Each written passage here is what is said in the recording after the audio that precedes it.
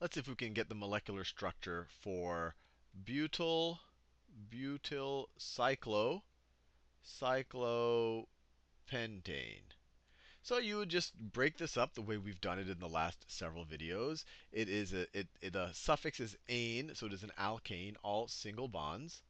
So single bonds. It's pentane, so we're dealing with 5 carbons on kind of the base or on the kind of the backbone. So this is 5 carbons. And it's a cyclopentane, so it's 5 carbons in a ring. So it's 5 carbon ring is the backbone. And then we have a butyl group added to that 5 carbon ring. Now you might say, hey Sal, how do I know which carbon to add it to? When you're dealing with a ring and you only have one group on the ring, it doesn't matter. Well, let me just show you what I mean. So let's draw the 5 carbon ring. Let's draw the cyclopentane. So it'll just be a pentagon. So 1, 2, 3, 4, 5. And then it's a ring, so you can connect them. 1, 2, 3, 4, 5.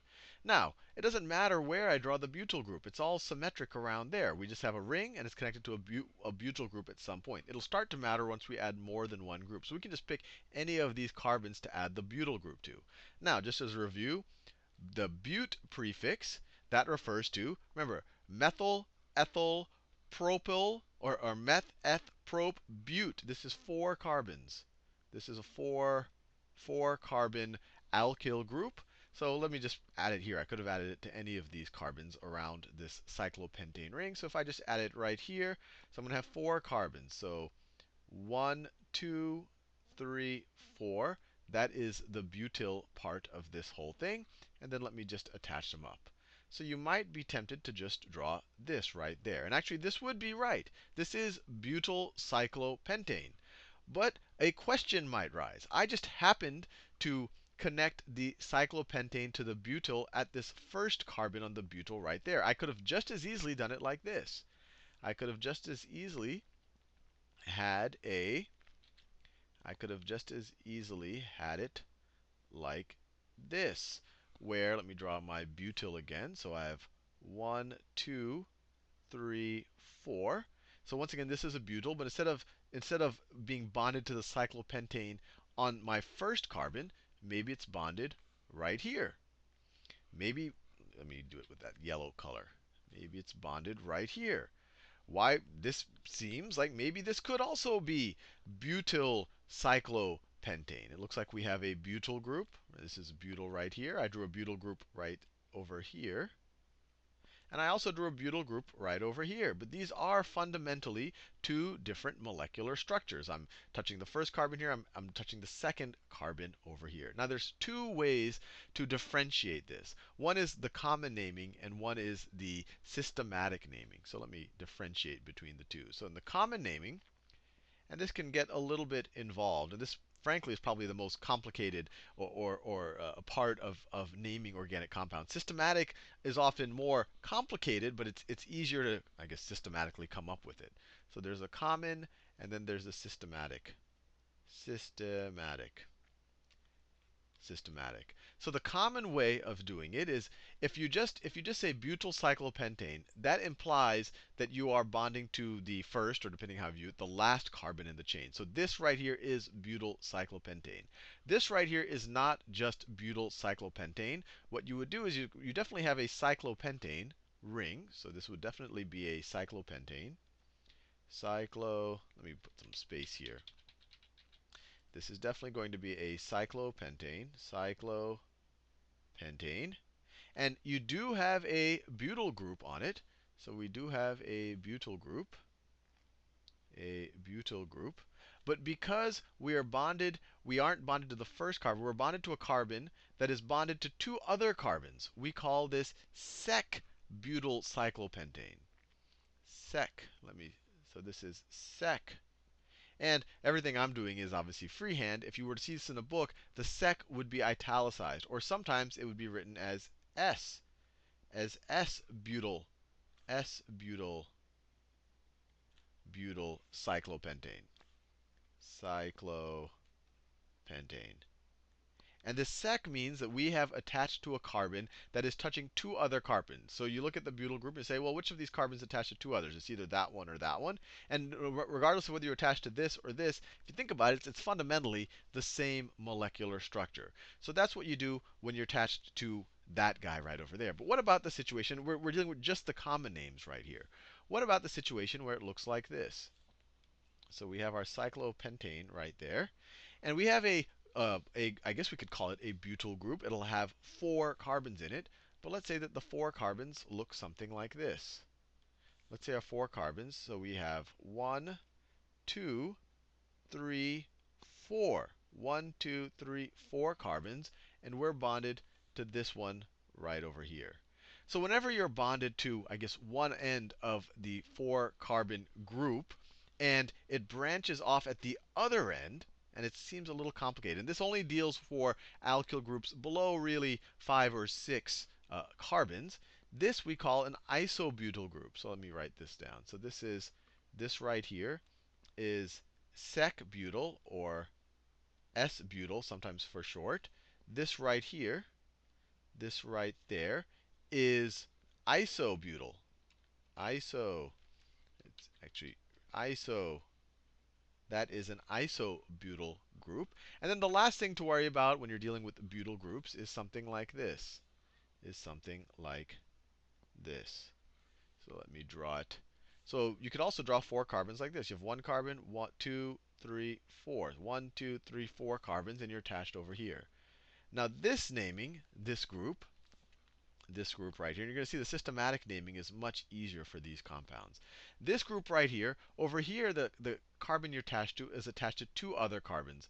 So it is sec-butyl. When you're attached to 3, it is T-butyl or Tert-butyl. So this right here is a tert-butyl group, or sometimes called a T-butyl. And I really want you to understand the difference here. The common naming, it's easier to say and easier to spell, but it's sometimes a little confusing. This is just straight up butyl, so you would call this butyl cyclopentane. This is sec-butyl because you have this guy's connected to 2 carbons. That's where the sec comes from. Sometimes it'll be S-butyl. So this could be called sec-butyl cyclopentane, or S-butyl cyclopentane. This, because we're attached to the end away from this branching off, is still a butyl group since we have 4 carbons. But since we're attached here, this is isobutyl, so this is isobutyl cyclopentane. And then finally, since the carbon we're attaching to is attached to 1, 2, 3 other carbons, it is a tert-butyl, or a T-butyl group. So this is T-butyl cyclopentane. That's the common naming.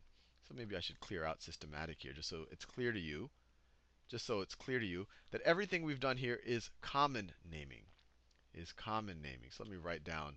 It won't hurt to write them down again, because the more familiar you are with these, the better. So this is just butyl cyclopentane.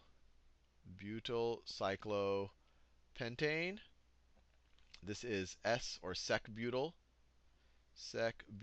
cyclopentane. And this is isobutyl cyclopentane. I'm going off the screen here. And then finally, this is tert-butyl, or T-butyl cyclopentane. Now, I said these are the common naming. What are the systematic naming? Well, in the systematic, this is still butyl cyclopentane. So let me write this down. Systematic. This is still butyl cyclopentane, which makes sense. This is very clearly a cyclopentane. This is very clearly a butyl group. But the systematic naming, what we try to do is we try to name this group right here just as we would name a traditional chain, but we end it with an "ill." So if you look at this right here, what we do is we just consider the chain where we attach. So if you look at, we attached over here, so the longest chain from that point is there and there. So if you look at it like that, it looks like you have 1, 2, 3 carbons, and you have 1 carbon attached on the beginning. So this little group right here, in the systematic naming, this looks like a 1, 2, 3. 3 carbons, that's the prop prefix. So we're dealing with a prop, and it's all going to be one group. So it's a propyl group. This is a propyl group, but it has a methyl. Remember, meth is one carbon. It has a methyl group attached on the first carbon. So this is one methyl, one methyl propyl. Now that describes just the group. That describes one methyl propyl describes just this part right here. That describes just that right over there. And then to have the whole compound, to describe the whole compound, you'd put this in parentheses. So this is the systematic naming. So one methyl, I put an L there. Let me put it in the same color.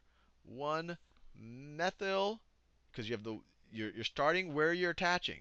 So one methyl, you have a methyl group right there on that first carbon. It's a propyl chain. 1, 2, 3. Propyl.